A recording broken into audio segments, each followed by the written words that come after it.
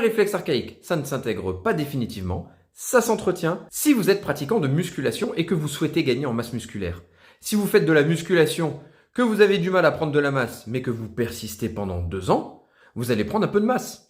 Mais si vous arrêtez tout pendant 2 ans, il y a de fortes chances que vous perdiez les acquis si chèrement perçus. C'est pareil pour les réflexes.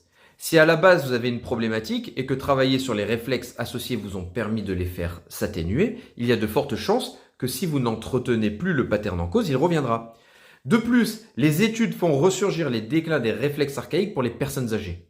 Donc, un réflexe archaïque, ça ne s'intègre pas définitivement, ça s'entretient comme tout mouvement. Mais alors, quel but de travailler sur le réflexe archaïque? L'objectif, c'est redonner la bonne information au système nerveux à l'instant T. C'est ça qui vous permettra de corriger immédiatement des habiletés motrices cognitives.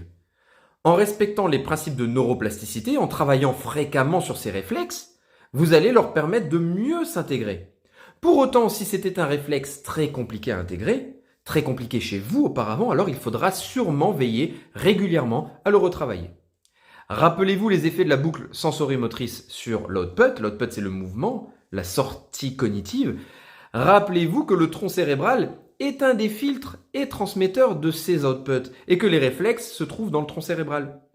Nous travaillons pour améliorer les informations qui vont entrer dans le système nerveux pour être interprétées. C'est là le grand intérêt de travailler les réflexes archaïques.